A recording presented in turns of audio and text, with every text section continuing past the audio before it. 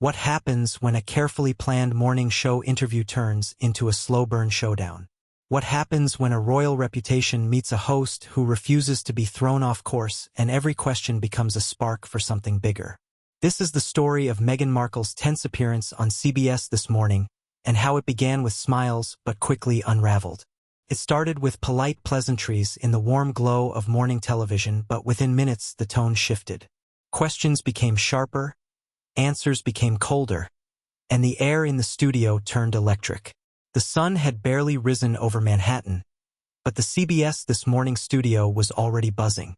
Producers skewered between control rooms and the set. Camera operators adjusted angles and makeup artists hovered nearby for last-minute touch-ups. This wasn't just any Thursday morning. Meghan Markle was in the building. The booking had taken weeks. Meghan's team had sent over a list of approved topics, all centered around her latest charities initiatives, women's empowerment programs, and a handful of safe, personal anecdotes. The instructions were clear. Steer clear of anything too personal. Avoid questions about the royal family drama, and do not, under any circumstances, pry into her marriage. Nate Burleson, former NFL player turned respected morning show host, had been chosen to lead the segment. Known for his warmth and professionalism, he could put any guest at ease. But he also had a journalist's curiosity, and he'd been quietly encouraged by producers to push the conversation just enough to make it interesting. At 8:15 a.m., Meghan walked on set.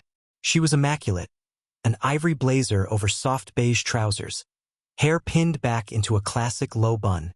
Her makeup was flawless, her walk deliberate, chin slightly raised, posture regal.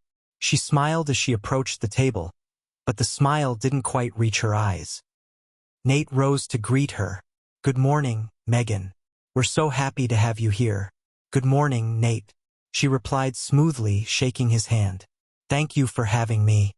This should be interesting." The first few minutes flowed exactly as planned. Nate asked about her new foundation projects, and Meghan gave polished, well-rehearsed answers. She talked about supporting women entrepreneurs, expanding educational access for young girls, and promoting sustainability initiatives.